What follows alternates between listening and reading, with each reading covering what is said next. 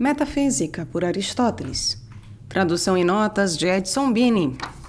Editora Edpro, canal Leconde. Caros ouvintes, caso gostem do que aqui será lido, já sabem, adquiram o livro. E caso gostem do meu trabalho, possam, devam e queiram auxiliá-lo.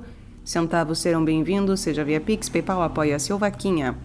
Os links estão todos no descritivo. Há também link para a lista de desejos da Amazon. Através dele você comprará livros que chegarão até mim para que sejam aqui gravados, como nos fez o Wilhelm. Muito obrigada, querido, que nos comprou este belíssimo e importantíssimo livro. E também há o link para a comunidade de membros. Muito obrigada a todos pela presença. Caso possam, devam e queiram também, curtam, compartilhem, comentem, inscrevam-se no canal. Caso já não tenham feito, pois isso também faz diferença em termos de engajamento. Mais uma vez, obrigada pela presença. Eu desejo a todos uma boa escuta. Seguimos para o livro 5º. Sinopse. Princípio e seus significados. Causa e seus significados. Elemento e seus significados. Natureza e seus significados. Necessário e seus significados. E seus significados. Ser e seus significados. Substância e seus significados. Mesmo outro diferente, semelhante, dessemelhante e seus significados. Oposto, contrário, outro do ponto de vista da espécie e seus significados. Anterior e posterior e seus significados. Potência e impotência, possível e impossível e seus significados. Quantidade e seus significados, qualidade e seus significados, relativo e seus significados, completo, perfeito e seus significados, limite e seus significados, as expressões aquilo em função de quê e em função de si mesmo e seus significados, disposição e seus significados, posse, estado, hábito e seus significados, paixão e seus significados, privação e seus significados, ter e seus significados, a expressão provir de alguma coisa e seus significados, parte e seus significados, todo e seus significados, mutilado e seus significados, gênero e seus significados, falso e seus significados, e acidente e seus significados. Livro 5º, portanto, primeiro. Princípio significa a parte de uma coisa a partir da qual se pode empreender o primeiro movimento. Por exemplo, uma linha ou uma estrada tem um princípio em cada uma das extremidades opostas. B. O ponto a partir do qual é possível que cada coisa seja, do melhor modo, originada. Por exemplo, um processo de aprendizado deve, às vezes, ser principiado não pelo que é elementar no assunto ou pelo ponto de partida do assunto, mas a partir do ponto que mostra mais facilidade para o aprendizado. C. Aquilo cuja presença determina, em primeira instância, o surgimento de alguma coisa. Por exemplo, a quilha de um navio e as fundações de uma casa, e como supõem alguns pensadores, no caso dos seres vivos, o coração, como pensam outros, o cérebro, e outros alguma outra parte, seja qual for. D. Aquilo a partir de que, ainda que não imanente à coisa, uma coisa nasce, e de que o movimento e a transformação procedem primordialmente como o filho provém do pai e da mãe, e a disputa provém do ultraje.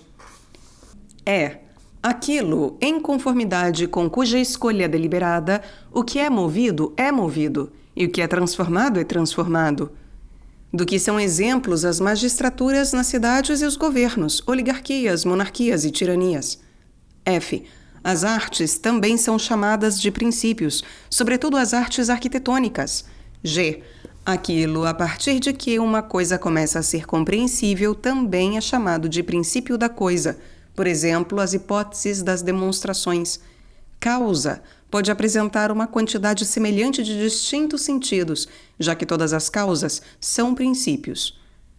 É assim comum a todos os princípios serem o primeiro ponto a partir do qual uma coisa ou é, ou vem a ser, ou torna-se conhecida. Além disso, alguns princípios são imanentes às coisas, enquanto outros não são.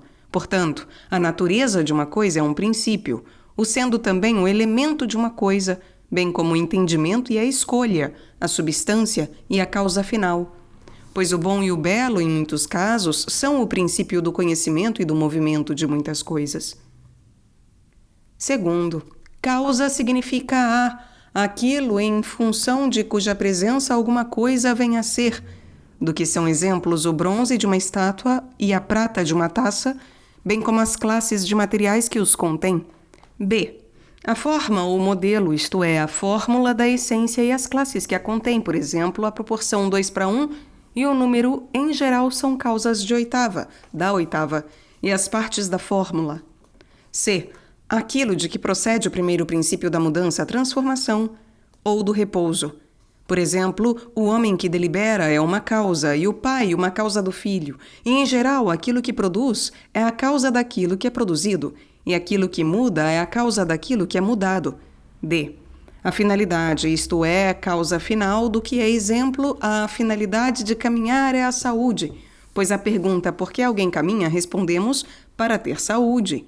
Ao respondê-lo, julgamos ter fornecido a causa, e também todos os meios que intervêm e contribuem interiormente à finalidade, quando alguma coisa adicional desencadeou o processo, por exemplo, o emagrecimento, o purgativo, os medicamentos e os instrumentos que atuam antes da obtenção da saúde, já que todos eles são em função da finalidade, ainda que sejam diferentes entre si pelo fato de uns serem instrumentos, enquanto os outros são ações. Esses são aproximadamente todos os sentidos de causa. Porém, uma vez que as causas são referidas com vários sentidos, conclui-se haver diversas causas, e isso não em caráter acidental, da mesma coisa. Por exemplo, tanto a escultura quanto o bronze são causas da estátua, não em conexão com qualquer outra coisa, mas enquanto estátua. Entretanto, não são causas do mesmo modo, mas uma como matéria e a outra como princípio de movimento. E as coisas podem ser causas umas das outras, por exemplo, o exercício do vigor físico e este do exercício, mas não de idêntico modo, mas um como uma finalidade e o outro como uma fonte de movimento. Além disso, por vezes a mesma coisa é a causa de contrários, porque aquilo que devido à sua presença é a causa de algo em particular, às vezes acusamos de ser, devido à sua ausência, a causa do contrário, quando dizemos, por exemplo, que a causa do piloto é a causa do naufrágio, ao passo que sua presença era a causa da segurança. E em ambas, a presença e a privação são causas como fontes de movimento. Todas as causas que acabamos de descrever classificam-se muito claramente em 4 sentidos. Com efeito, os componentes das sílabas, o material dos artigos manufaturados, o fogo, a terra e todos os corpos desse tipo, as partes de um todo e as premissas da conclusão de um silogismo são causas no sentido material. Destas, algumas são causas como o substratum, por exemplo, as partes, outras como essência, o todo, a composição e a forma. O sêmen, o médico, aquele que planeja ou delibera, e em geral aquilo que produz, são todos princípios de mudança ou de repouso. Os restantes são causas como a finalidade e o bem das outras coisas, posto que a causa final inclina-se a ser o bem supremo e a finalidade do restante. Consideremos que é diferente o classificarmos de bem ou bem aparente. Essas são, portanto, as 4 espécies de causas. Entretanto, as variedades de causas são muitas, ainda que, uma vez resumidas, sejam também relativamente poucas. De fato, fala-se de causas em muitos sentidos, e mesmo entre as que pertencem à mesma espécie, há as causas que o são num sentido anterior, enquanto há outras que o são num sentido posterior. Por exemplo, o médico e o profissional especialista são ambos causas da saúde, bem como a proporção 2:1 e o número são ambos causa da oitava. Por outro lado, os universais que abrangem uma dada causa são causas dos seus efeitos particulares. Além disso, uma causa pode ser uma causa acidental, ou melhor, uma causa no sentido de um acidente, e as classes que encerram os acidentes.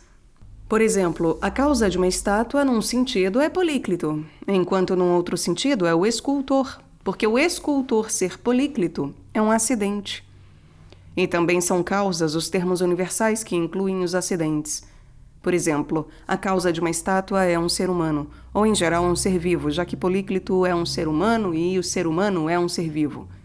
E mesmo no que tange às causas acidentais, há as que são mais remotas ou mais próximas do que outras. Por exemplo, seria possível dizer que a causa da estátua é o homem branco ou o homem instruído, e não apenas Políclito ou homem. Mas além de todas essas variedades de causas, na qualidade de próprias e acidentais, algumas são chamadas de causas num sentido de potência, enquanto outras o são num sentido de ato. Por exemplo, a causa da construção da casa ou o construtor ou é o construtor ao construir. A mesma diversidade de significados do que já indicamos é aplicável aos efeitos das causas. Por exemplo, a esta estátua ou a uma estátua, ou em geral a uma imagem. Também a este bronze, ou ao bronze, ou ao material em geral. Algo idêntico ocorre com os efeitos acidentais. Ademais, as causas acidentais e as próprias podem ter um sentido combinatório, como, por exemplo, a causa não é nem Políclito, nem um escultor, mas o escultor Políclito. Entretanto, embora essas variedades de causas sejam em um número de 6, cada uma é empregada em 2 sentidos. As causas são particulares, 1, genéricas, 2, acidentais, 3, genericamente acidentais, 4, estas podendo ser enunciadas isoladamente 5 ou em combinação, 6. E, ademais, todas são atuais em ato, ou potenciais, em potência. E que se acresça que há entre elas a diferença de que causas atuais, em ato, e particulares existem ou não existem simultaneamente aos seus efeitos. Por exemplo, este homem particular administrando o tratamento médico a este homem particular que está recuperando a saúde, e este construtor particular a este prédio particular que está sendo construído. Entretanto, não é o que ocorre sempre com causas potenciais, pois a casa não perece simultaneamente ao construtor. Terceiro, elemento significa o componente imanente primordial numa coisa, o qual é indivisível como espécie em outras espécies. Por exemplo, os elementos de um som são as partes das quais esse som é composto e nas quais ele é divisível em última instância, não sendo essas partes mais divisíveis em outros sons delas mesmas, distintos como espécies. Se forem divididas, serão de idêntica espécie. Como uma parte da água é água, embora uma parte da sílaba não seja uma sílaba. B. Os que se referem aos elementos dos corpos entendem semelhantemente por elementos as partes em que os corpos são, em última instância, divisíveis, não sendo mais em outras partes diferentes em espécie. E quer discorram sobre um tal elemento ou mais de um, é o que entendem por elemento. C. Os elementos das figuras geométricas e geralmente os elementos das demonstrações têm significados muito semelhantes, uma vez que as demonstrações primárias contidas em muitas outras demonstrações são chamadas de elementos das demonstrações.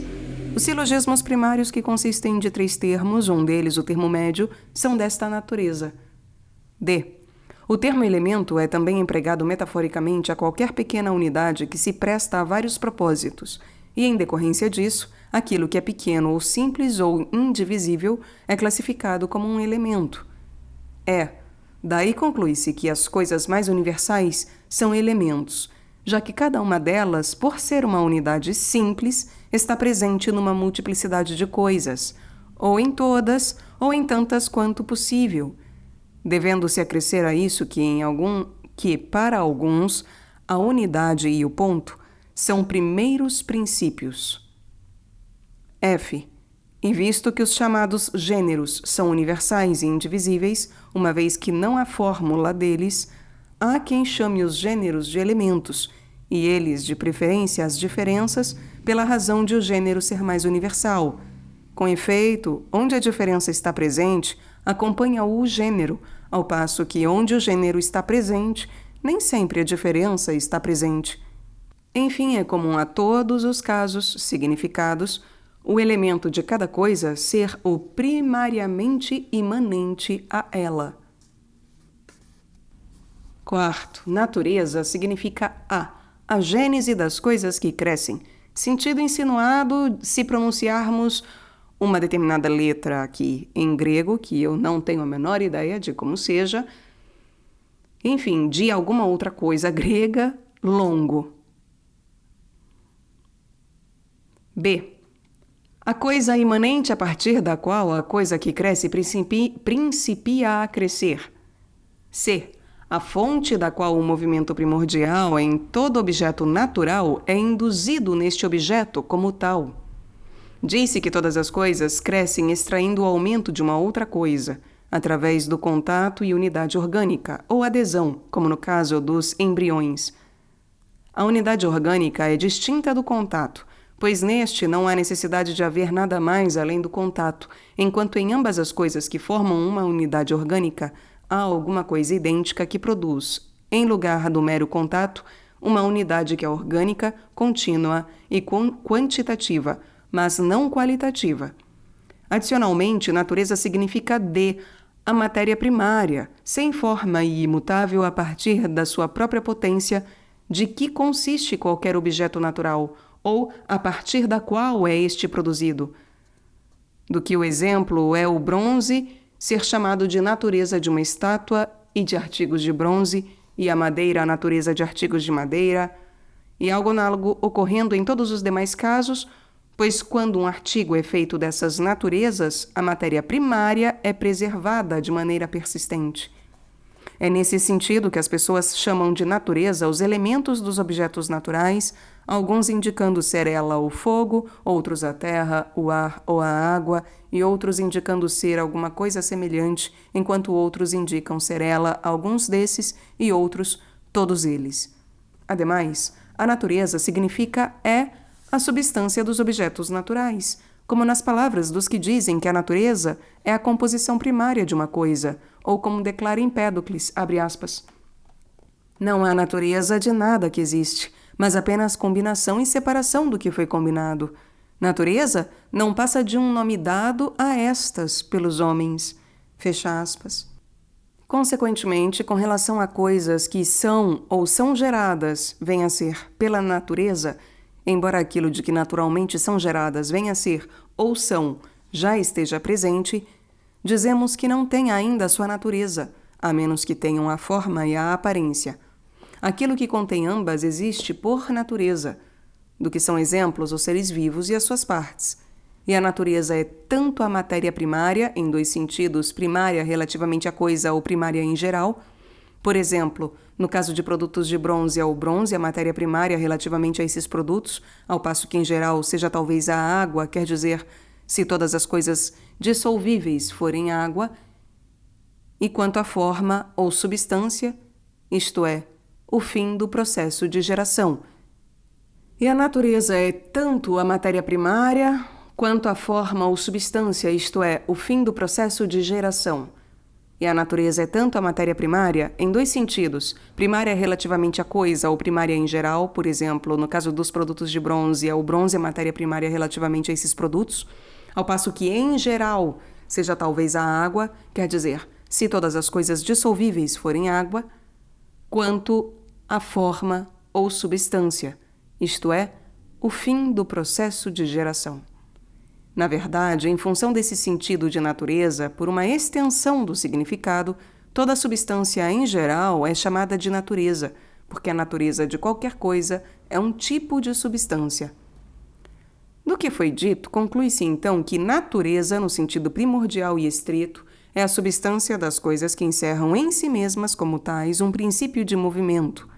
De fato, a matéria é chamada de natureza devido à sua capacidade de receber a natureza. E os processos de geração e crescimento são chamados de natureza porque são movimentos originados da natureza. E natureza, neste sentido, é a fonte de movimento nos objetos naturais, o qual é, de algum modo, a eles inerente, ou em potência, ou em ato. Quinto, necessário significa aquilo sem o que, como condição concomitante à vida é impossível, por exemplo, a respiração e o alimento são necessários ao ser vivo, pois este é incapaz de viver sem eles. B. São necessárias as condições sem as quais o bem não pode ser ou vir a ser, ou sem as quais não podemos nos livrar ou nos manter livres do mal. Por exemplo, ingerir remédio é necessário para nos curarmos da doença, e navegar para Egina é necessário para recuperar o próprio dinheiro. C. O coercitivo e a coerção, ou seja, aquilo que impede e barra, contrariando o impulso e o propósito. Com efeito, o coercitivo é chamado de necessário, o que torna o necessário penoso, tal como diz Zeveno, abre aspas, pois toda coisa necessária é sempre aflitiva, e a coerção é um tipo de necessidade, como declara Sófocles, abre aspas, a coerção leva-me a fazer isso necessariamente, fecha aspas. E a necessidade é tida acertadamente como algo inexorável, uma vez que contraria o movimento, o qual se harmoniza com o propósito e o cálculo. D. Também aquilo que não é possível ser de outra maneira, dizemos ser necessariamente assim, e deste sentido de necessário, de algum modo, todos os demais derivam. Com efeito, o termo coercitivo é empregado de alguma coisa que é necessário fazer, alguém fazer, ou sofrer, somente quando não é possível agir de acordo com o impulso devido à coerção, o que demonstra que a necessidade é aquilo devido ao que é impossível que uma coisa seja de outra maneira. Algo idêntico é verdadeiro no que toca às condições concomitantes da vida e do bem. Com efeito, quando num dos casos o bem e no outro caso a vida e o ser não são possíveis na falta de determinadas condições, estas são necessárias, e essa causa é um tipo de necessidade, e ademais, a demonstração é uma coisa necessária, porque uma coisa não pode ser de outra maneira se a demonstração tiver sido em sentido absoluto. E as causas desta necessidade são as primeiras premissas, ou seja, o fato de que as proposições das quais depende o silogismo não podem ser de outra forma. Assim, no tocante às coisas necessárias, para algumas há uma causa externa da sua necessidade, enquanto para outras tal causa inexiste. É, entretanto, através delas que outras coisas são necessariamente o que são. Por conseguinte, o necessário, no sentido primordial e estrito, é o simples, uma vez que ele não pode ser em mais do que uma condição. Não pode ser em um estado e em um outro, pois se fosse assim estaria admitindo ser em mais de uma condição. E, portanto, se há certas coisas eternas e imutáveis, nelas nada há que seja coercitivo ou contrário à sua natureza. Sexto, o termo aplica-se ao que é uno por acidente e ao que é uno por sua própria natureza. Exemplos do que é uno por acidente são o corisco e o instruído, bem como o corisco instruído, já que é o mesmo dizer corisco e o instruído e corisco instruído, e o instruído e o justo, e corisco instruído justo. Com efeito, todos esses termos referem-se por acidente a uma coisa, justo e instruído porque são acidentais relativamente a uma substância, e instruído e corisco porque um é acidental relativamente ao outro. Analogamente, num certo sentido, corisco instruído é o mesmo que corisco porque uma parte da expressão é acidental relativamente à outra. Digamos instruído relativamente a corisco. Analogamente, corisco instruído é o mesmo que corisco justo, pelo fato de uma parte de cada expressão ser um acidente de uma e mesma coisa. Ocorre algo idêntico, inclusive, se o acidente for aplicado a um gênero ou a um termo universal. O exemplo, homem e homem instruído são o mesmo. Ou porque instruído é um acidente de homem, que é uma substância, ou porque ambos são acidentes de algum indivíduo. Por exemplo, corisco. Mas não pertencem a ele do mesmo modo, visto que um lhe pertence presumivelmente como gênero na substância, enquanto o outro como estado ou paixão da substância.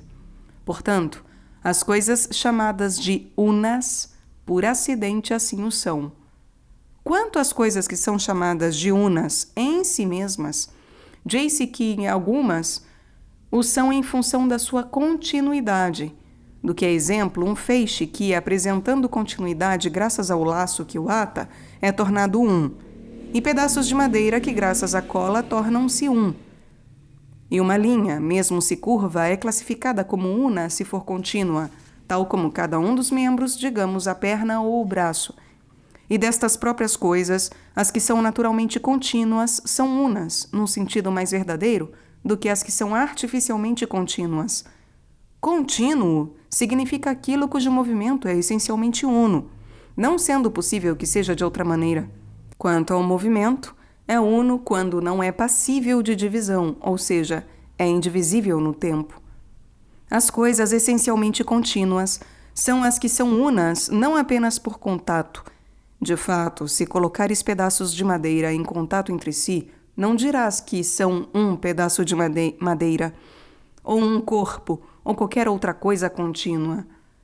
E se diz que coisas que são completamente contínuas são unas, mesmo se possuírem uma articulação, embora o sejam mais as que não a possuam, do que são exemplos a canela e a coxa, que são mais verdadeiramente unas do que a perna, porque é possível que o movimento da perna não seja uno. Acresça-se que a linha reta é mais verdadeiramente una do que a linha curva.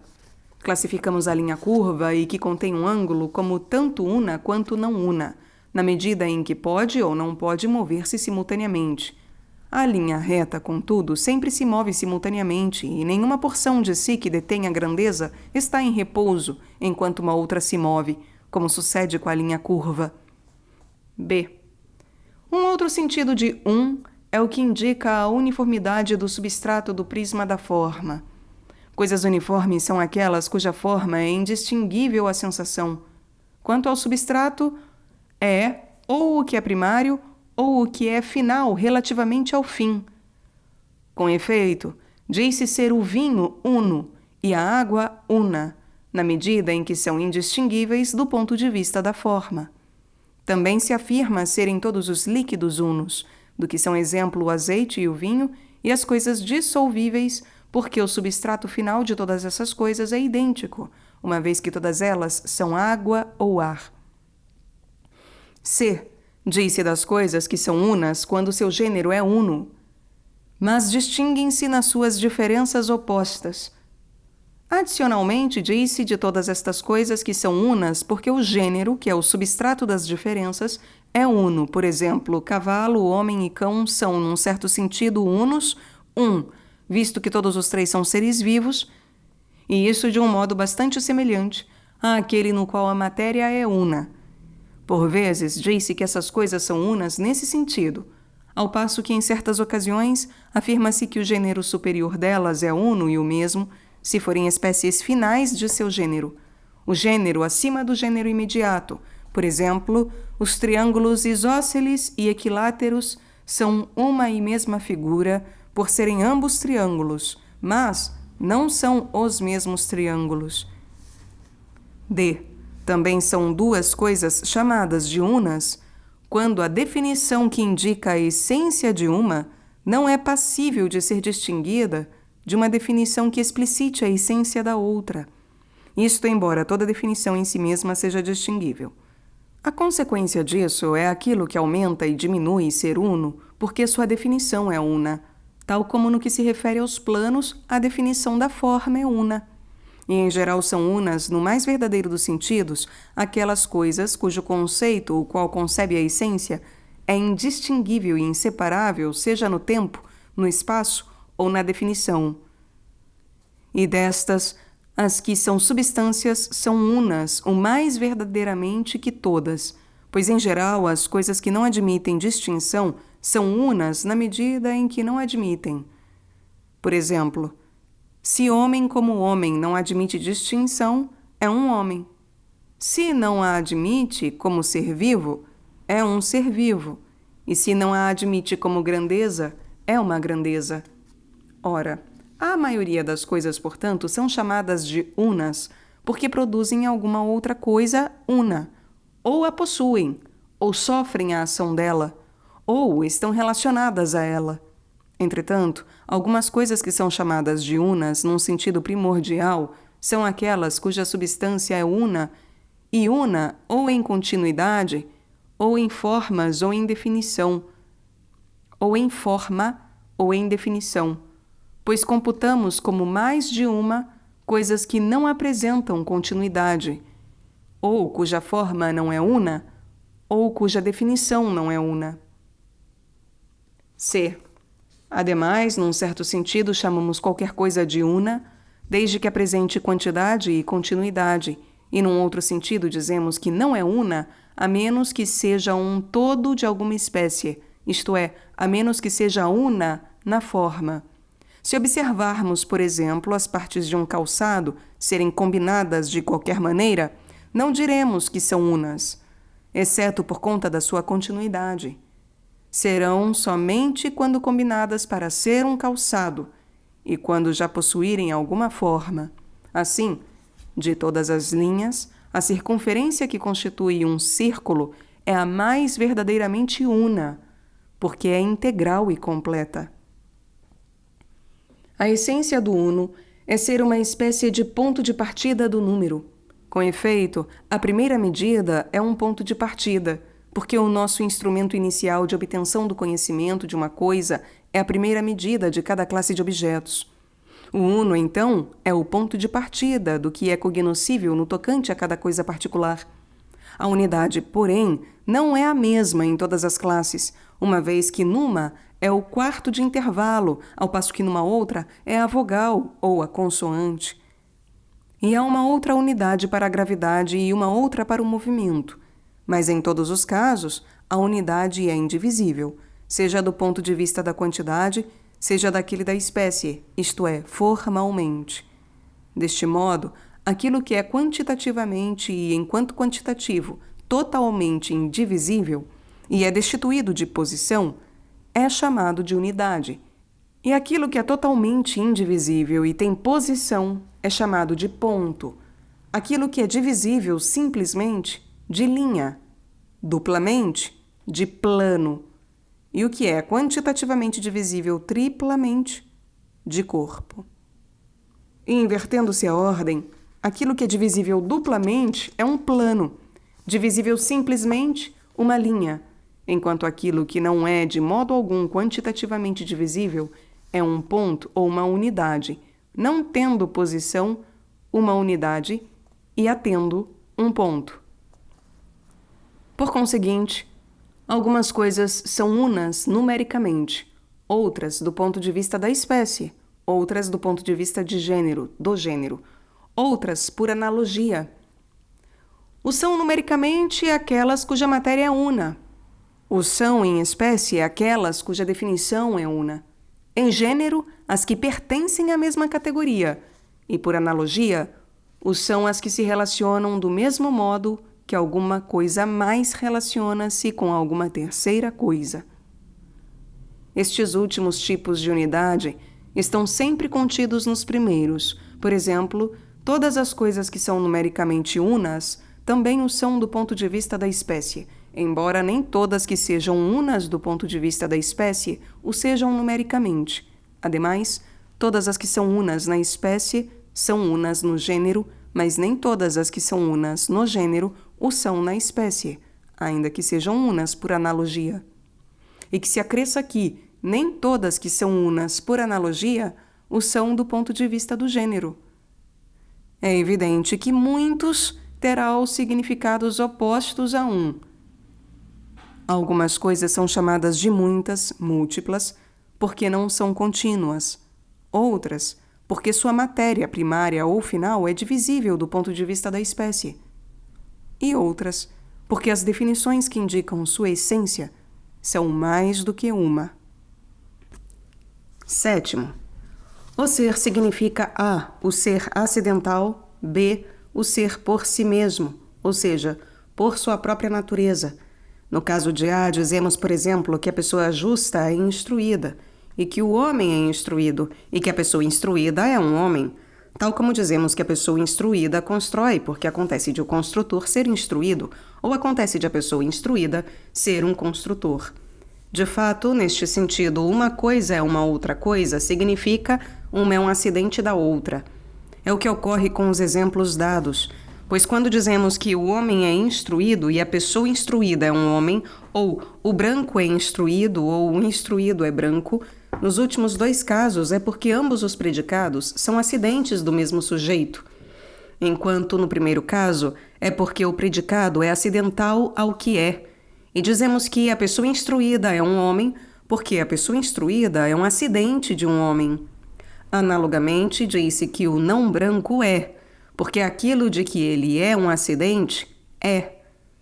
São estes, portanto, os sentidos nos quais se diz que as coisas são acidentalmente, ou porque ambos os predicados se aplicam ao mesmo sujeito, que é, ou porque o predicado se aplica ao sujeito, que é, ou porque o próprio sujeito ao qual pertence aquilo de que ele próprio é predicado, é. No caso de B, seus sentidos são aqueles indicados pelas figuras de predicação, uma vez que o ser tem tantos sentidos quantas são essas figuras. Ora, considerando que alguns predicados indicam o que uma coisa é, outros sua qualidade, outros sua quantidade, outros sua relação, outros sua atividade, ação ou passividade e paixão, outros seu lugar, outros o seu tempo, a cada um destes corresponde um sentido de ser, e desta perspectiva não há diferença entre o homem está se recuperando e o homem recupera-se, ou entre o homem está caminhando ou cortando e o homem caminha ou corta, coisa análoga sendo aplicável aos demais casos. C. Além disso, ser e é significam que uma coisa é verdadeira e não ser que é falsa. De modo semelhante, na afirmação e negação, por exemplo, em Sócrates é instruído, é significa que isso é verdadeiro, ou em Sócrates é não branco, significa que isso é verdadeiro. Mas em a diagonal não é comensurável, não é significa que o enunciado é falso. D. Ademais, ser e é significam que alguns desses enunciados que mencionamos podem ser emitidos em virtude de uma potência, ao passo que outros podem ser emitidos em virtude de um ato. Com efeito, dizemos que tanto o que vê potencialmente quanto o que vê em ato é uma coisa que vê. De maneira idêntica, dizemos que tanto o que é capaz de utilizar o entendimento quanto o que efetivamente o utiliza, entende. Por outro lado, dizemos que está em repouso tanto aquilo em que o repouso já está presente, quanto aquilo que é capaz de repouso. Do mesmo modo no que tange às substâncias, já que dizemos que Hermes está na pedra e que a metade da linha está no todo. E dizemos que é trigo o que ainda não está maduro. Entretanto, a questão de se uma coisa é potencialmente existente ou não deve ser esclarecida em outro lugar. 8º. Substância significa os corpos simples, do que são exemplo a terra, o fogo, a água e similares, e em geral os corpos e as coisas deles compostos, animais e divinas, incluindo as partes destes. Todas essas coisas são chamadas de substâncias porque não são predicadas de nenhum sujeito, embora tudo mais seja predicado delas. B. Aquilo que, estando presente em tais coisas, que não são predicadas de um sujeito, é a causa de seu ser, como, por exemplo, no animal, a alma é a causa de seu ser. C. Todas as partes presentes nas coisas que são definidoras e indicadoras da sua individualidade, e cuja supressão acarreta a supressão do todo, como, por exemplo, segundo alguns, o plano suprimiria o corpo e a linha o plano. Alguns pensam que o número, em geral, também seja dessa natureza, sob o fundamento de que se ele fosse suprimido, nada existiria, sendo ele o que determina tudo. D. A essência, cuja fórmula é a definição, também é chamada de substância de cada coisa em particular. Conclui-se então que substância apresenta fundamentalmente dois sentidos. O substrato sujeito final, que não é mais predicado de nenhuma outra coisa. E 2. Tudo o que possua uma existência individual e independente. A aparência ou a forma de cada coisa particular possui esta natureza. 9. Mesmo significa o que é acidentalmente o mesmo. Por exemplo, branco e instruído são o mesmo porque são acidentes do mesmo sujeito. Por outro lado, homem é o mesmo que instruído, visto que é um acidente do outro, ao passo que instruído é o mesmo que homem porque é um acidente de homem. E o composto homem instruído é o mesmo que cada um dos termos simples instruído e homem, e vice-versa, uma vez que tanto homem quanto instruído é empregado do mesmo modo como homem instruído e este último do mesmo modo do primeiro. O resultado é nenhuma dessas predicações poder ser feita universalmente, já que não é verdadeiro dizer que todo homem é o mesmo que instruído. Isso porque, se predicações universais são essenciais às coisas, as predicações acidentais não são, sendo feitas não qualificadamente, numa aplicação simples, relativamente aos indivíduos somente. Supõe-se que Sócrates e Sócrates instruído são o mesmo. Entretanto, Sócrates não é a designação de uma classe, de modo que não dizemos todo Sócrates, como dizemos todo homem. Disse que algumas coisas são as mesmas nesse sentido, mas também que outras o são num sentido essencial, B, na idêntica quantidade de sentidos em que o uno, é essencialmente um, pois se diz que coisas cuja matéria é una dos pontos de vista da espécie e do número, e coisas cuja substância é una, são a mesma. Assim, a identidade é claramente uma unidade no ser, de duas ou mais coisas, ou de uma coisa tratada como mais de uma, do que é exemplo quando dizemos que uma coisa é idêntica a si mesma, já que a tratamos como duas. As coisas são chamadas de outras se sua forma, matéria ou definição de essência for mais de uma. Em geral, o outro é empregado nos sentidos que se opõem a mesmo. São chamadas de coisas diferentes a aquelas que, embora num sentido sejam as mesmas, são outras não só numericamente, como também do prisma da espécie, do gênero ou por analogia. B. Aquelas cujo gênero não é idêntico, mas outro, e os contrários, e todas as coisas que têm sua alteridade em sua substância. Diz-se que as coisas semelhantes são A, as que têm os mesmos atributos em todos os aspectos, B, as que têm mais atributos idênticos do que diferentes, e C, aquelas cuja qualidade é una. E também D, aquela coisa que compartilha com uma outra coisa um maior número de atributos ou os mais importantes atributos, sendo cada um deles um de dois contrários, do ponto de vista da capacidade de mudança das coisas, é semelhante àquela outra coisa. Emprega-se dessemelhante nos sentidos opostos a semelhante. 10º. Damos o nome de oposto aos A, contraditórios, aos B, contrários, aos C, termos relativos, a D, privação, ao E, estado, e aos F, extremos, como no processo de geração e corrupção. E são chamadas de opostas G, as que não podem estar presentes simultaneamente naquilo que é receptivo a ambas, elas próprias ou seus constituintes. Cinza e branco não se aplicam simultaneamente à mesma coisa, de modo que seus constituintes são opostos. Chamamos de contrários a os atributos diferentes no gênero que não são aplicáveis simultaneamente à mesma coisa. B, os atributos mais diferentes no mesmo gênero. C, os atributos mais diferentes no mesmo material receptivo. D, os mais diferentes atributos que se enquadram na mesma capacidade. E E, as coisas cuja diferença é maior absolutamente do ponto de vista do gênero ou daquele da espécie. As outras coisas chamadas de contrárias o são ou porque possuem atributos do tipo mencionado anteriormente, ou porque são receptivas a eles, ou porque são produtivas deles ou suscetíveis a eles, ou realmente os produzem ou estão submetidas a eles, sofrem sua ação, ou são rejeições ou aquisições, ou posses ou privações deles, ou seja, de tais atributos. Posto que e ser têm vários significados, todos os demais termos empregados em relação a e ser necessariamente variam quanto ao significado paralelamente a eles, variação na qual se enquadram, portanto, mesmo, outro e contrário, de modo a apresentarem um significado independente e distinto de acordo com cada categoria.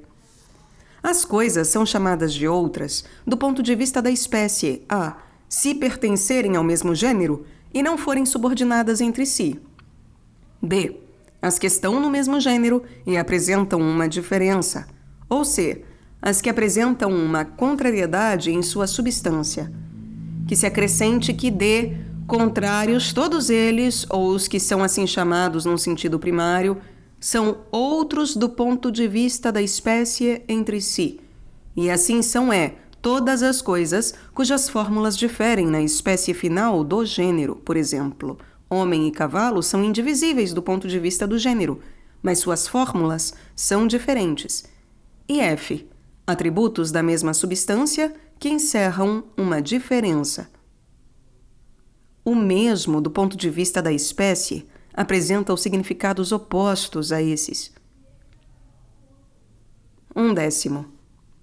Chama-se anterior e posterior com respeito às coisas, em alguns casos, na hipótese de que haja em cada gênero alguma coisa primária ou ponto de partida, num primeiro sentido.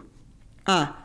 Aquilo que está mais próximo de algum ponto de partida, que seja determinado ou absoluta e naturalmente, ou relativamente, ou localmente, ou mediante alguma ação humana. Por exemplo, as coisas são anteriores no espaço por estarem mais próximas ou de algum lugar naturalmente determinado, tal como meio ou extremo, ou de algum objeto fortuito. E aquilo que é mais distante é posterior. Outras coisas B são anteriores ou posteriores no tempo. Algumas coisas são anteriores por estarem distantes do presente, como no caso de acontecimentos passados. De fato, a Guerra de Troia é anterior à guerra contra os persas, por estar mais distante do presente. Algumas outras coisas por estarem mais próximas do presente, como no caso dos acontecimentos futuros. Com efeito, os jogos de Nemeia são anteriores aos jogos pítios, por estarem mais próximos do presente, considerado este como primeiro e ponto de partida. Outras coisas, C, são anteriores no movimento. De fato, aquilo que está mais próximo do primeiro motor é anterior. Por exemplo, o menino é anterior ao homem. Isso é também um ponto de partida num sentido absoluto. Outras coisas são D, anteriores em potência, uma vez que aquilo que é superior em potência, ou seja, o mais potente, é anterior.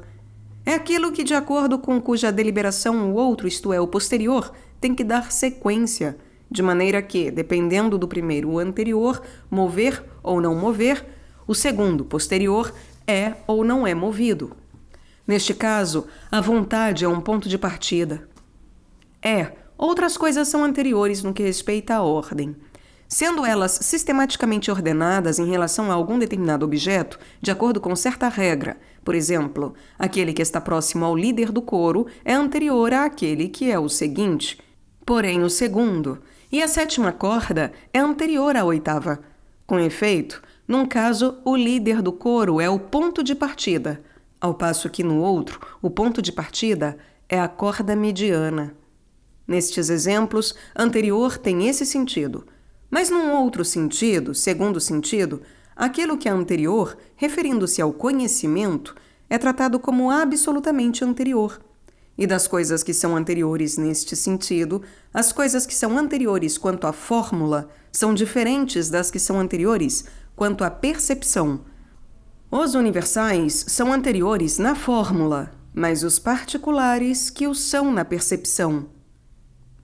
E na fórmula, o atributo também é anterior ao todo concreto. Por exemplo, instruído a homem instruído, pois a fórmula não será um todo sem o concurso da parte. E não obstante isso, não é possível conceber a existência de instruído independentemente de alguma pessoa instruída. Ademais, num terceiro sentido, atributos de sujeitos anteriores são chamados de anteriores. Por exemplo, a qualidade de reto é anterior à lisura, porque a primeira é um atributo da linha em si mesma, enquanto a segunda o é da superfície. Algumas coisas, portanto, são classificadas como anteriores e posteriores nesse terceiro sentido, mas outras num quarto sentido, em virtude da sua natureza e substância, a saber, todas as coisas cuja existência é possível independentemente de outras coisas, ao passo que as outras coisas não podem existir sem elas. Platão empregou esta distinção. Considerando-se que ser tem vários significados, o substrato e, portanto, a substância é anterior. Deve-se observar que a anterioridade em potência é distinta daquela em ato. Algumas coisas são anteriores em potência, outras em ato. Por exemplo, a semilinha em potência é anterior à linha inteira, ou, em geral, a parte é anterior ao todo, ou a matéria é anterior à substância, mas em ato são posteriores, pois é somente quando o todo for dissolvido que existirão em ato. Na verdade, num certo sentido, todas as coisas que são chamadas de anteriores e posteriores, assim o são de acordo com esse quarto sentido, pois algumas coisas podem existir independentemente de outras na geração, por exemplo, o todo sem as partes, e outras na dissolução, corrupção, por exemplo, as partes sem o todo. Algo semelhante ocorrendo com os outros exemplos. 12º. Potência significa o princípio do movimento ou da mudança existente em alguma coisa distinta da coisa mudada, ou nela enquanto outra. Por exemplo, a arte da construção é uma potência que está ausente na coisa construída. Mas a arte da medicina, a qual é uma potência, pode estar presente no paciente, ainda que não enquanto paciente. Desta maneira, entende-se que potência significa o princípio em geral da mudança ou movimento numa outra coisa, ou na mesma coisa enquanto outra. Ou o princípio do ser de alguma coisa movida ou transformada por uma outra coisa, ou por si mesma enquanto outra, pois em função do princípio através do qual a coisa passiva é afetada de qualquer modo, nós a classificamos como capaz de ser afetada, às vezes, se é efetivamente afetada, e às vezes, não relativamente a qualquer paixão, mas somente se é transformada para o melhor. B. O poder de executar isso bem, ou em conformidade com a intenção. Isto porque às vezes afirmamos que aqueles capazes meramente de caminhar ou de falar, sem entretanto realizá-lo tão bem quanto tensionavam, não são capazes de falar ou caminhar. O mesmo é aplicável à passividade. C. Todos os estados em virtude dos quais as coisas são geralmente não afetadas ou imutáveis ou não facilmente deterioráveis são denominados potências. De fato, as coisas são fragmentadas, desgastadas, esmagadas e, em geral, destruídas, não através da potência, mas através de sua ausência e de deficiências de algum tipo. E as coisas não deixam de ser afetadas por esses processos, sendo escassas e superficialmente afetadas por eles por terem uma potência, em razão de serem potentes e encontrarem-se em algum estado positivo. Visto que potência apresenta todos esses significados, potente significará aquilo que contém um princípio de movimento ou mudança, posto que, mesmo que estático é, num certo sentido, potente, que ocorre numa outra coisa, ou em si mesma enquanto outra. B. Aquilo sobre o que alguma coisa mais possui uma tal potência. C. Aquilo que tem a potência de transformar as coisas para melhor ou para pior. Com efeito, pensa-se que inclusive o que perece é potente para perecer, pois não teria perecido se não fosse potente para isso. De fato, possui uma certa disposição, causa ou princípio que lhe confere aptidão para essa paixão. Às vezes, pensa-se que é assim porque contém alguma coisa, às vezes porque é destituído de alguma coisa. Mas, se a privação é, num certo sentido, um estado ou um hábito, tudo será potente através de ter alguma coisa, de sorte que uma coisa é potente em função de ter um certo hábito ou princípio, e também em virtude de ter a privação desse hábito, se é que é possível ter privação. E se a privação não é, num certo sentido, hábito, o termo potente é equívoco. D. Uma coisa é potente se nem qualquer outra coisa, nem ela mesma, enquanto outra, contém uma potência ou princípio que a aniquila. Todas essas coisas são potentes, ou porque apresentariam meramente a possibilidade eventual de acontecer ou não acontecer, ou porque teriam a possibilidade efetiva de se realizarem bem. Esse tipo de potência é encontrado mesmo em coisas inanimadas, do que são exemplos os instrumentos musicais. realmente dizem que uma lira pode ser tocada enquanto uma outra não o pode. De modo algum, se não estiver bem afinada. Impotência.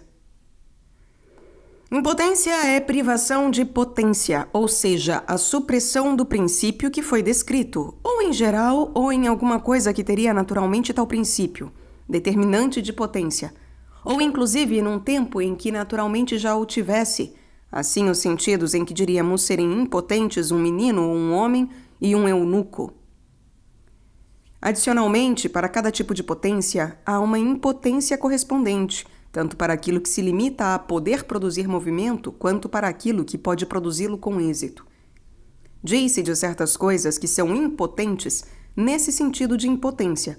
Entretanto, outras são chamadas de impotentes num sentido distinto, nomeadamente possível e impossível. Impossível significa aquilo cujo contrário é necessariamente verdadeiro. Por exemplo, é impossível que a diagonal de um quadrado seja comensurável com os lados, uma vez que esta afirmação é uma falsidade cujo contrário não só é verdadeiro, como necessário. Daí essa comensurabilidade não ser somente uma falsidade, como também necessariamente uma falsidade. Quanto ao contrário do impossível, ou seja, o possível, é encontrado quando o contrário não é necessariamente uma falsidade. Por exemplo, é possível que um homem esteja sentado, uma vez que não é necessariamente uma falsidade não estar ele sentado. Possível, portanto, significa em um sentido, como indicamos, 1, aquilo que não é necessariamente uma falsidade, num outro sentido, 2, aquilo que é verdadeiro, e num outro, 3, aquilo que tem a possibilidade de ser verdadeiro. Diz-se potência em geometria por extensão de sentido. E esses sentidos de possível não implicam correspondência alguma com potência. Mas os sentidos que implicam uma correspondência com potência referem-se todos ao primeiro significado, ou seja, um princípio de transformação que existe em alguma coisa distinta daquela na qual ocorre a transformação, ou na mesma coisa enquanto outra. Quanto a outras coisas, diz-se de algumas que são potentes, porque alguma coisa mais exerce uma tal potência sobre elas, e de outras porque alguma coisa não a exerce, e outras porque a exerce de um modo particular. O termo impotente é empregado analogamente. A conclusão é que a definição dominante de potência, no sentido primário, será um princípio que produz mudança em alguma coisa distinta daquela na qual ocorre a mudança, ou na mesma coisa, enquanto outra. 13º. Quantidade significa aquilo que é divisível em partes constituintes, cada qual sendo por natureza alguma coisa individual. Desse modo, a pluralidade, se numericamente calculável, é um tipo de quantidade, o mesmo ocorrendo com a grandeza, se mensurável.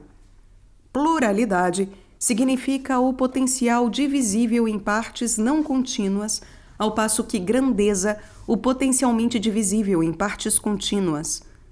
Quanto à grandeza, aquilo que é contínuo em uma direção é o comprimento, o que o é em duas, a largura, e o que é contínuo em 3 direções é a profundidade. Em relação a estas, a pluralidade limitada é um número, o comprimento limitado é uma linha, a largura é uma superfície, a profundidade, um corpo.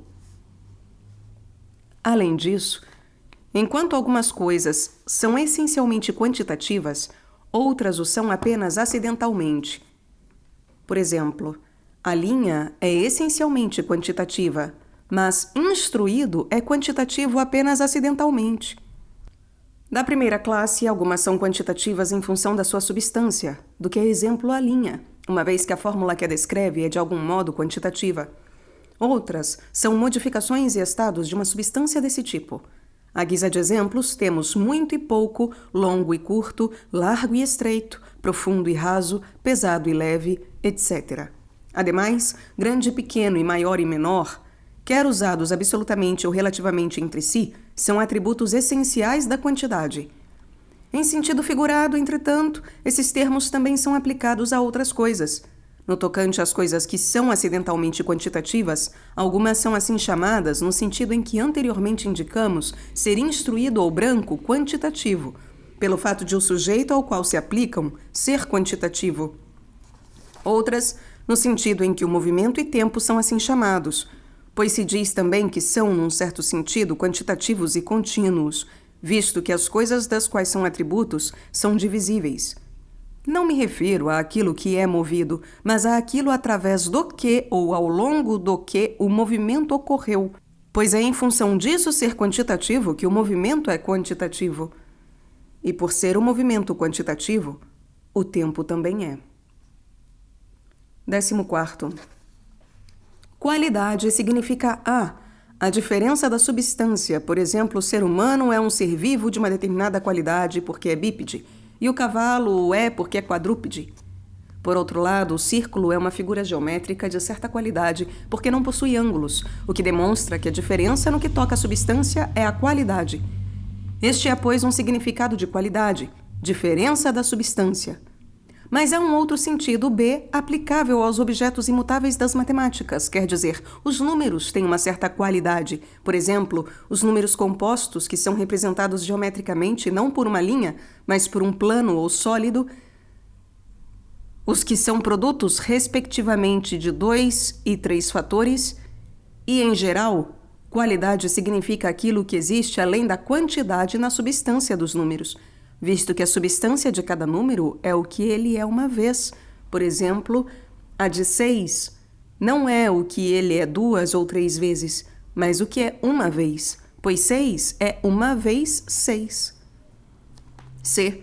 Todas as paixões da substância em movimento, em função das quais os corpos tornam-se diferentes quando elas se transformam, do que são exemplo o quente e o frio, a brancura e a negrura, o peso e a leveza, etc. D. O termo qualidade é empregado com referência à virtude e vício, e em geral ao bom e ao mal. Qualidade, portanto, comporta de modo aproximativo 2 significados, sendo um deles mais próprio do que o outro. Qualidade, no sentido primordial, é a diferença da substância, a qualidade dos números enquadrando-se nesse sentido, pois constitui um tipo de diferença da substância, embora nem das coisas em movimento, nem delas enquanto em movimento. Em segundo lugar, há as paixões das coisas em movimento enquanto em movimento, e as diferenças dos movimentos. A virtude e o vício enquadram-se entre essas paixões, porque indicam diferenças do movimento ou atividade de acordo com as quais as coisas em movimento atuam ou são atuadas bem ou mal. Pois aquilo que pode atuar ou ser movido de alguma maneira é bom, e aquilo que pode atuar de alguma maneira e da maneira contrária é mal. Bom e mal indicam qualidade, especialmente com referência às coisas animadas, e entre estas, particularmente, no caso das dotadas de vontade. 15º. As coisas são relativas no sentido em que o dobro é relativo à metade e o triplo é relativo a 1/3, e em geral muitas vezes maior ou muitas vezes menor, e aquilo que ultrapassa o que é ultrapassado. B. No sentido em que a coisa que aquece ou corta é relativa à aquecida ou cortada, e em geral a relação do ativo com o passivo. C. No sentido em que é mensurável é relativo à medida, no sentido em que o mensurável é relativo à medida e o cognoscível é relativo ao conhecimento e o sensível é relativo à sensação. No primeiro sentido, diz-se que os termos relativos estão numericamente relacionados, ou simplesmente ou definidamente, aos vários números ou ao 1. Por exemplo, o dobro está numa relação numérica definida com um 1, o que, muitas vezes, é mais notável em uma relação numérica e não definida com um 1, ou seja, esta ou aquela. E o que é recíproco com a metade de alguma outra coisa é uma relação numérica definida com o número. E aqui é o 1 e um bocado de vezes, alguma coisa a mais está numa relação indefinida com um número recíproco, tal como muitas vezes é notável numa relação indefinida com o 1. A relação daquilo que ultrapassa com aquilo que é ultrapassado é completamente indefinida numericamente, uma vez que o número é sempre comensurável e não é predicado do incomensurável. Por outro lado, aquilo que ultrapassa, em relação àquilo que é ultrapassado, é isto e alguma coisa a mais, é isto e alguma coisa a mais, e esta alguma coisa a mais é indefinida, pois é indiferentemente igual ou não igual ao que é excedido. Consequentemente, não só se diz que todas as coisas são relativas com respeito ao número, como também o igual, o semelhante e o mesmo, idêntico, embora de modo distinto, uma vez que todos esses termos são empregados com referência à unidade. Coisas idênticas são aquelas cuja substância é una, semelhantes a aquelas cuja qualidade é una, iguais a aquelas cuja quantidade é una. Ora, o 1 é o ponto de partida e o padrão do número, de modo que todas essas relações envolvem o número, ainda que não todas da mesma maneira. B. Coisas ativas e passivas são chamadas de relativas em função de uma potência ativa ou passiva, ou da atualização das potências. Por exemplo, aquilo que pode aquecer é considerado relativo àquilo que pode ser aquecido, porque pode aquecer. Por outro lado, aquilo que está aquecendo é relativo ao que está sendo aquecido, e aquilo que está cortando àquilo que está sendo cortado, porque suas potências são atualizadas, são convertidas em atos. Relações numéricas, contudo, não são atualizadas, salvo no sentido descrito em outra parte. Não possuem atualizações com respeito ao movimento. Entre as coisas potencialmente relativas, algumas adicionalmente são relativas com respeito a períodos particulares de tempo. Por exemplo, aquilo que fez ou fará é relativo àquilo que foi feito ou será feito. É deste modo que um pai é chamado de pai de um filho, pois um atuou e o outro sofreu o ato de uma maneira particular. E, além disso, alguns termos são relativos devido a uma privação de sua potência, do que é exemplo o termo impossível. E todos os outros deste tipo, tais como invisível. Assim, termos relativos que envolvem número e potência são todos relativos porque sua própria essência inclui em sua natureza uma referência a alguma coisa a mais, mas não porque alguma coisa a mais está relacionada à sua essência. Entretanto, se aquilo que é mensurável, cognoscível ou pensável é chamado de relativo, porque alguma coisa a mais está relacionada à sua essência, pois o pensável implica haver dele um pensamento, pois o pensamento não é relativo àquilo de que ele é o pensamento, pois neste caso estaríamos dizendo a mesma coisa duas vezes. Analogamente, a visão é a visão de alguma coisa, não aquilo de que ela é a visão, ainda que isso de certo seja verdadeiro.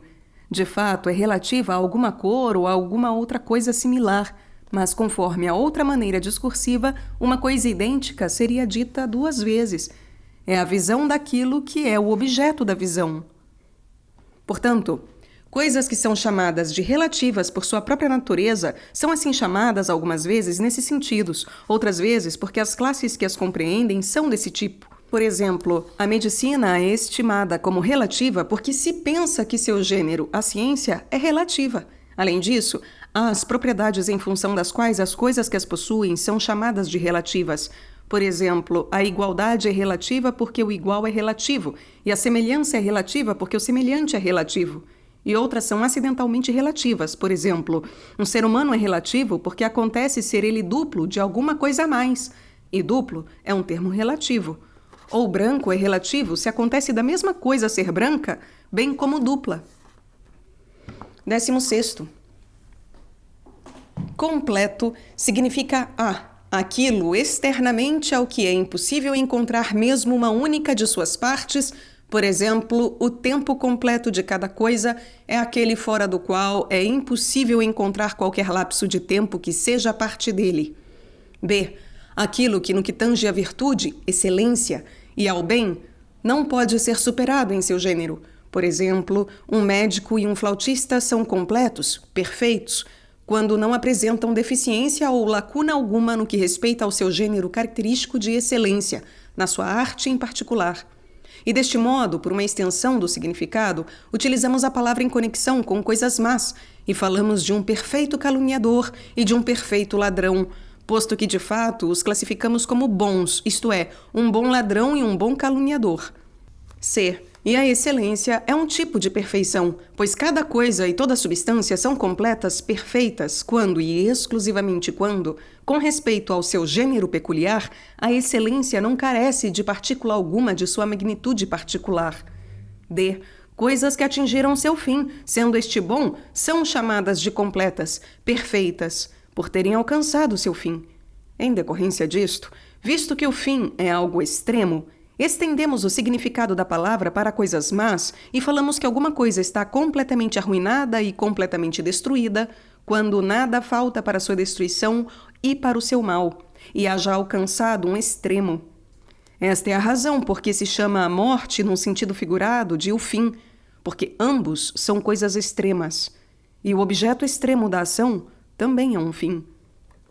As coisas, portanto, que são chamadas de completas, perfeitas em função da sua própria natureza, são assim chamadas com todos esses sentidos, quer porque, no que diz respeito à virtude, excelência, não apresentam qualquer deficiência ou lacuna e não podem ser superadas, e porque não é possível encontrar nenhuma de suas partes fora delas, quer porque geralmente são insuperáveis em cada classe particular e não têm nenhuma parte externamente. E todas as coisas são assim chamadas devido a esses dois primeiros gêneros, porque produzem ou possuem alguma coisa desse gênero, ou a ele se ajustam, ou, de uma maneira ou outra, referem-se às coisas que são completas, perfeitas, no sentido primordial. 17º. Limite significa a parte mais remota de cada coisa, o primeiro ponto fora do qual não pode ser encontrada nenhuma parte de uma coisa, e o primeiro ponto dentro do qual estão contidas todas as partes. B. Qualquer forma de grandeza ou de alguma coisa adotada de grandeza. C. O fim extremo de cada coisa, sendo este fim aquele para o qual convergem o movimento e a ação, e não o fim de que procedem, embora por vezes sejam ambos, tanto o fim do qual procedem quanto aquele para o qual convergem, ou seja, a causa final. D. A substância de cada coisa, já que este é o limite do nosso conhecimento dela, e sendo o limite do seu conhecimento, é também o seu limite.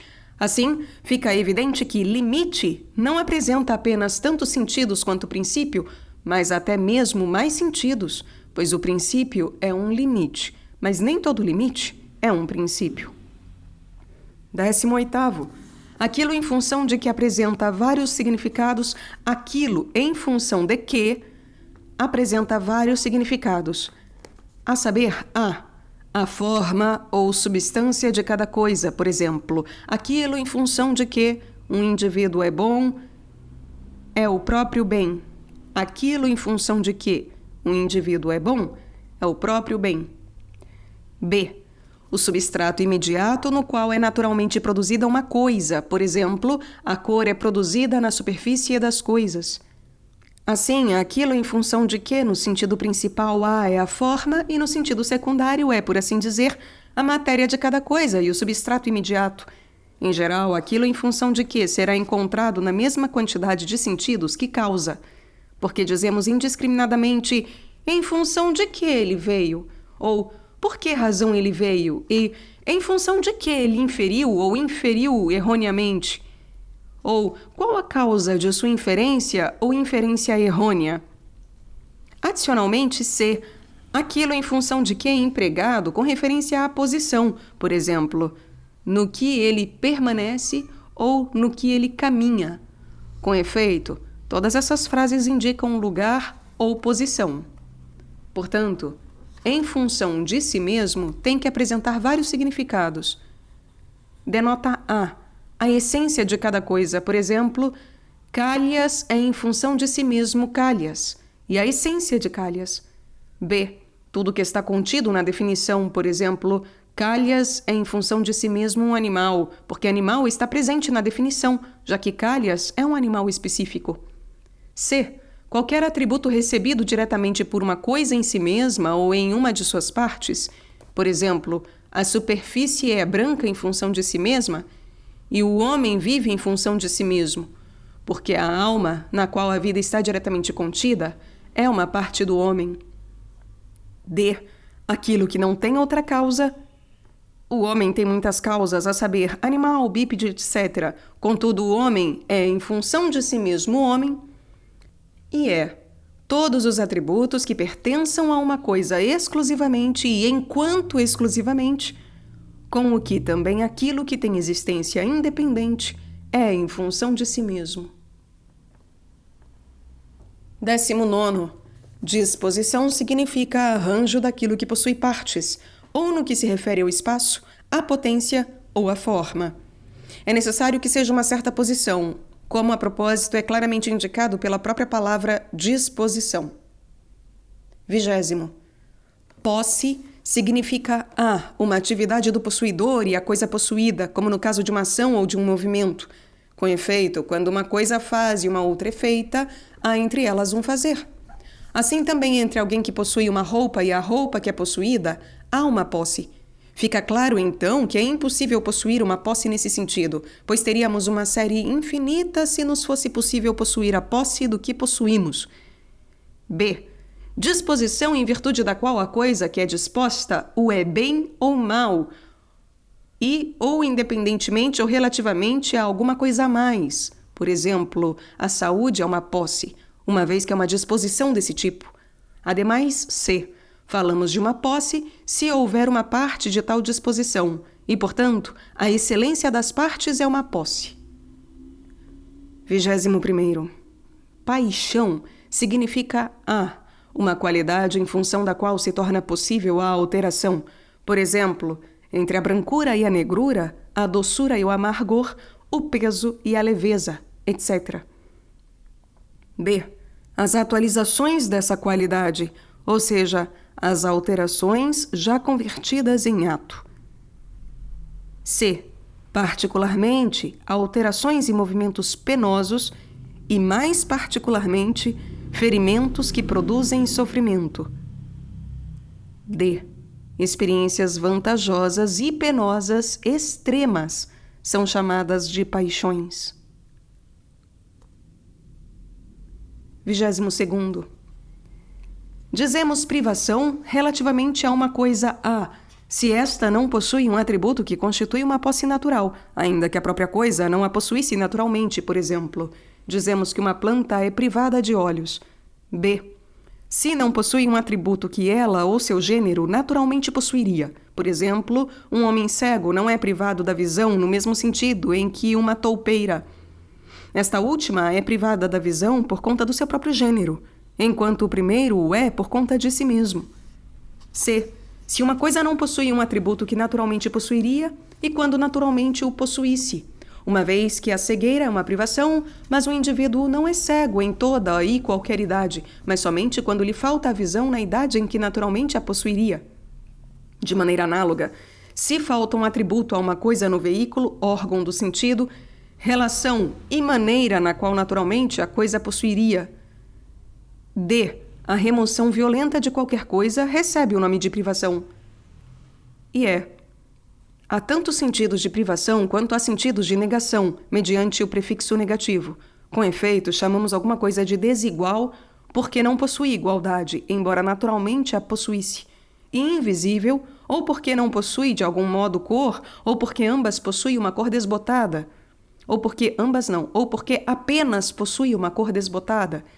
E sem pés, porque não possui absolutamente pés, ou porque possui pés rudimentares. Adicionalmente, um prefixo negativo pode significar ter algo em baixo grau, do que é exemplo sem sementes, ou seja, tê-lo muito rudimentarmente. Além disso, pode significar tê-lo não facilmente ou não bem.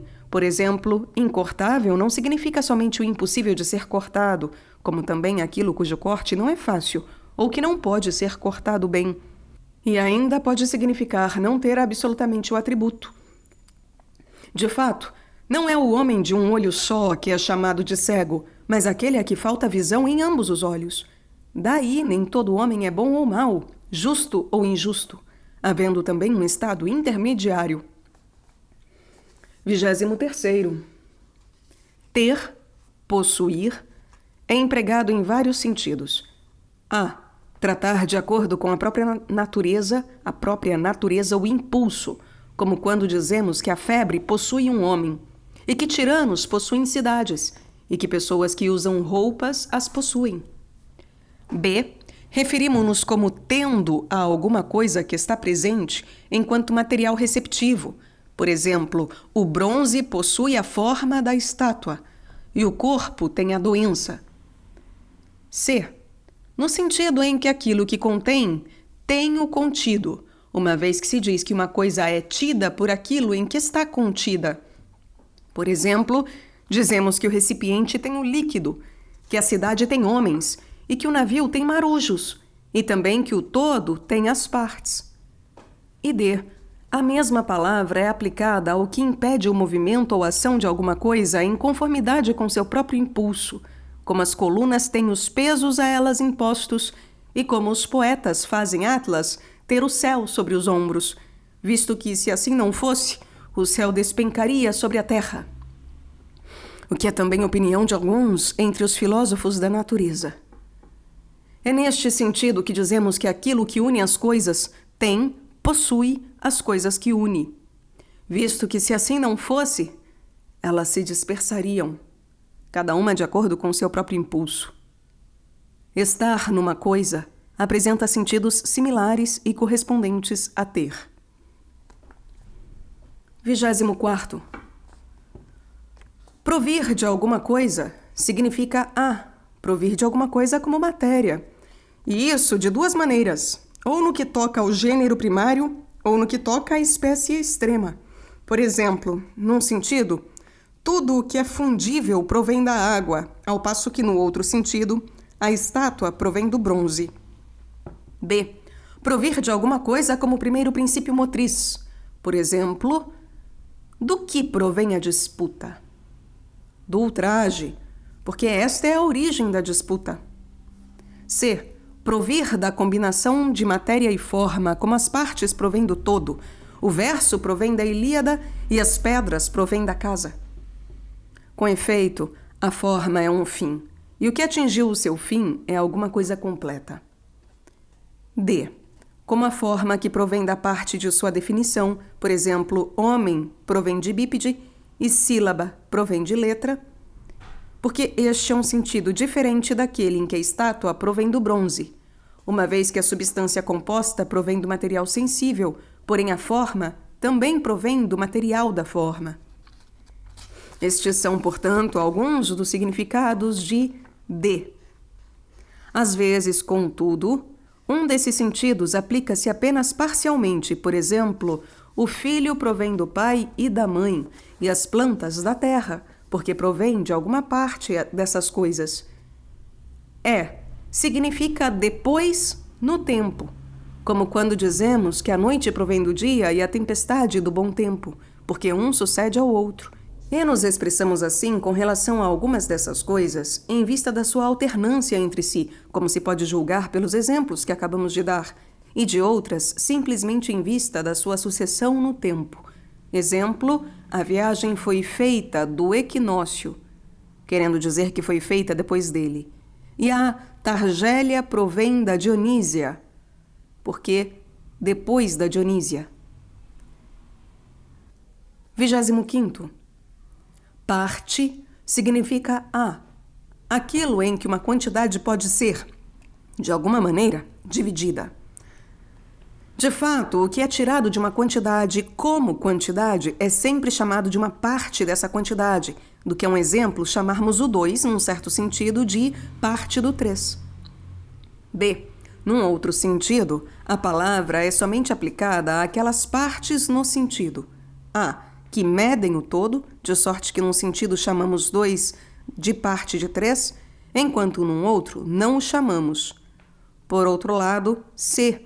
As divisões nas quais a forma, independentemente da quantidade, é divisível, são também chamadas de suas partes. Consequentemente, as espécies são chamadas de partes do gênero a que pertencem. D. Aquilo em que o todo, ou forma, ou que a contém, é dividido, ou do que consiste. Por exemplo, no tocante a uma esfera ou cubo de bronze, não é somente o bronze, ou seja, o material que contém a forma, que é uma parte, mas também o ângulo. Os elementos presentes na definição das coisas também são chamados de partes do todo, razão pela qual o gênero é, inclusive, chamado de parte da espécie, ao passo que, num outro sentido, a espécie é parte do gênero. 26º. Todo significa aquilo de que não está ausente nenhuma das partes, nas que se diz ser ele naturalmente o todo. B. Aquilo que de tal modo contém as coisas que constituem seu conteúdo e que formam uma unidade, e isso de duas maneiras, quer um no sentido em que cada uma delas é uma unidade, quer dois naquele em que a unidade é composta por elas. De fato, o universal, ou termo de aplicação geral e tido como todo, é universal no sentido de incluir muitos particulares, uma vez que é predicado de cada um deles e cada um e todos eles, do que são exemplos homem, cavalo, Deus, são unos, na medida em que são todos seres vivos. E quanto a dois, naquilo que é contínuo e ilimitado, é um todo sempre que for uma unidade composta de múltiplas partes, especialmente se estas estiverem nele presentes apenas potencialmente, embora, se este não for o caso, baste que estejam presentes em ato. E dessas próprias causas, as que são assim por natureza são todos num grau mais elevado do que as que são artificialmente, tal como afirmamos do porque totalidade é um tipo de união. Acresça-se que, visto que quantidades possuem princípio, meio e fim, aquelas para as quais a posição não constitui nenhuma diferença são descritas por nós como totais, enquanto aquelas para as quais a posição constitui uma diferença são descritas por nós como todos, enquanto aquelas que admitem ambas as descrições são tanto totais quanto todos. Estas são as coisas cuja natureza se mantém idêntica após a transposição, o que não ocorre, entretanto, com sua forma. E destas são exemplos a cera e o manto, os quais são descritos simultaneamente como todos e totais, pois reúnem ambas as características. A água, contudo, e todos os líquidos, bem como o número, são descritos como totais. Com efeito, não falamos de um número todo ou de uma água toda, salvo figurativamente. As coisas em relação às quais se diz que são um todo, se consideradas como unidades, serão ditas um todo até quando consideradas como divididas. Por exemplo, quando dizemos o todo deste número é o todo destas unidades. 27º. Não descrevemos qualquer quantidade casual como mutilada. Ela necessariamente possui partes e é necessariamente um todo. O número 2 não ficará mutilado se um dos seus uns for subtraído, porque a parte perdida através da mutilação nunca é igual ao restante. Nem em geral é mutilado qualquer número, porque a substância necessariamente persiste. Ainda que mutilada, uma taça permanece necessariamente uma taça, mas o número não é mais o mesmo. Além disso, nem mesmo todas as coisas que possuem partes dessemelhantes são mutiladas. Com efeito, um número possui, num certo sentido, tanto partes dessemelhantes quanto partes semelhantes. Por exemplo, 2 e 3. Porém, em termos gerais, no que respeita às coisas cuja posição não produz diferença, por exemplo, a água ou o fogo, nenhum deles é mutilado. Para que fossem mutiladas, as coisas teriam que ser de tal modo que possuíssem sua posição de acordo com sua substância. Ademais, teriam que ser contínuas. De fato, uma escala musical é composta de partes dessemelhantes e possui posição, com o que, entretanto, não se torna mutilada. Além disso, mesmo coisas que são todos, não são mutiladas por meio da remoção de qualquer de suas partes. As partes removidas não são necessariamente nem as que determinam a substância, nem quaisquer partes casuais, independentemente da sua posição. Por exemplo, uma taça não é mutilada se é feito um furo através dela, mas somente se o cabo ou uma parte saliente é quebrado. Tampouco um homem torna-se mutilado ao perder alguma carne ou o baço, mas somente se perder alguma extremidade do seu corpo. E neste caso, nem toda a extremidade, mas apenas a incapaz de desenvolver-se novamente ao ser completamente removida, do que se conclui que a calvície não é uma mutilação. 28º. Aplica-se a palavra gênero a alguma coisa A, se há uma geração contínua de coisas detentoras da mesma forma. Por exemplo, enquanto o gênero humano durar, significa enquanto a geração dos seres humanos tiver continuidade. B. Chama-se de gênero aquilo de que as coisas extraem seu ser na qualidade de primeiro motor delas. Assim, alguns são chamados de helenos no tocante ao gênero, raça, enquanto outros são chamados de jônicos, pelo fato de que uns têm heleno e outros jônio como seu primeiro ancestral. E a palavra é mais utilizada tomando como referência o ancestral gerador masculino do que o material, ainda que algumas pessoas façam derivar seu gênero, raça, também do feminino. Por exemplo, os descendentes de Pirra. C. Gênero, no sentido em que o plano é o gênero das figuras planas e o sólido dos sólidos, porquanto cada uma das figuras ou é um plano particular ou um sólido particular, ou seja, aquilo que está subjacente às diferenças. D. Nas fórmulas, no sentido em que o primeiro componente, o qual é enunciado como incluído na essência, é o gênero, enquanto se diz que as qualidades são suas diferenças. Recapitulando, a palavra gênero é empregada em todos esses sentidos, a saber, A. Com referência à geração contínua da mesma forma. B. Com referência ao primeiro motor, que é do mesmo tipo das coisas que move. C. Como matéria, uma vez que aquilo a que diz respeito à diferença ou à qualidade é um substrato a que atribuímos o nome de matéria. Classificam-se como diferentes do ponto de vista do gênero as coisas cujos substratos imediatos são diferentes e que são indecomponíveis, indissolúveis, quer uma na outra, quer ambas na mesma coisa. Por exemplo, forma e matéria são diferentes do ponto de vista do gênero, bem como todas as coisas pertencentes a diferentes categorias do ser, já que algumas das coisas das quais se predica o ser denotam a essência, ao passo que outras denotam uma qualidade, e outras ainda as demais diversas categorias antes distinguidas, as quais também são indecomponíveis entre si ou em qualquer outra coisa. 29º. Falso significa aquilo que é falso como uma coisa. E isso, porque não é, ou não pode ser substancializado. Por exemplo, que a diagonal de um quadrado é comensurável com o lado, ou que estás sentado, uma vez que uma destas afirmações é sempre falsa, ao passo que a outra o é às vezes, sendo nesses sentidos que tais coisas não são existentes. E por que 2? Há coisas que existem, mas cuja natureza é parecer que não são o que são, ou ser como coisas irreais, do que são exemplos a aparência enganosa do claro, escuro e os sonhos, pois embora sejam alguma coisa, não são aquilo de que criam a impressão. Portanto, as coisas são chamadas de falsas nesses sentidos, a saber, ou porque elas próprias são irreais, ou porque a impressão gerada por elas é de alguma coisa irreal. B. Uma falsa enunciação é a enunciação do que não é, na medida em que a enunciação é falsa. Daí toda definição é falsa quando se referir a qualquer coisa, qualquer outra coisa distinta daquilo de que ela é verdadeira. Por exemplo, a definição de um círculo é falsa se aplicada a um triângulo. Num certo sentido, há somente uma definição de cada coisa, ou seja, a de sua essência. Num outro sentido, entretanto, há muitas definições, posto que a própria coisa e a própria coisa qualificada de alguma maneira, por exemplo, Sócrates e instruído Sócrates, são, num certo sentido, o mesmo. Contudo, a definição falsa não é uma definição simples de qualquer coisa, mas qualificada.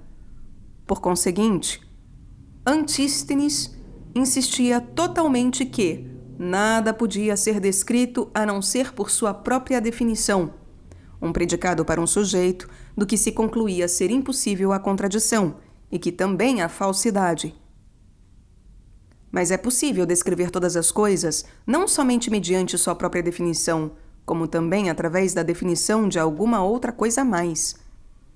É possível fazê-lo de uma maneira completamente falsa e, não obstante, também o fazer verdadeiramente. Por exemplo, o 8 pode ser descrito como um número duplo através do emprego da definição do 2. Tais são, com referência a essas coisas, os sentidos de falso.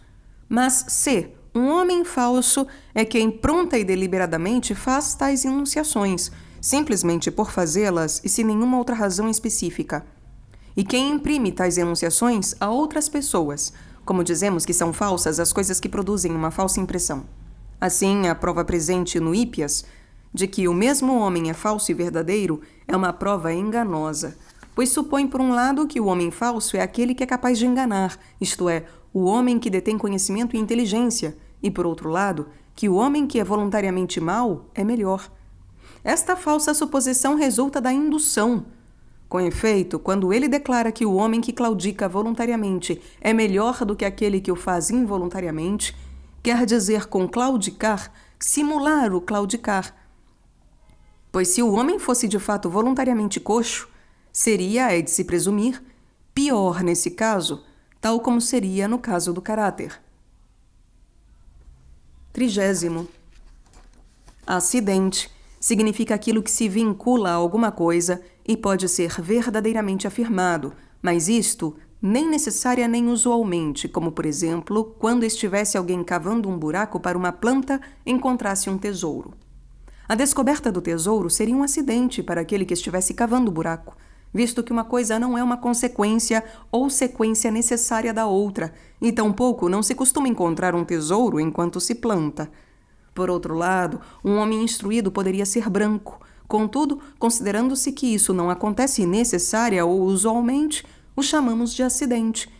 Deste modo, uma vez que há atributos e sujeitos, e alguns entre os primeiros aplicam-se aos seus sujeitos apenas num lugar e tempo particulares, qualquer atributo que se aplicar a um sujeito, porém não em função de ser particular sujeito, ou um tempo ou lugar particulares, será um acidente. Tampouco existe para um acidente uma causa definida, mas tão só uma causa fortuita, isto é, indefinida.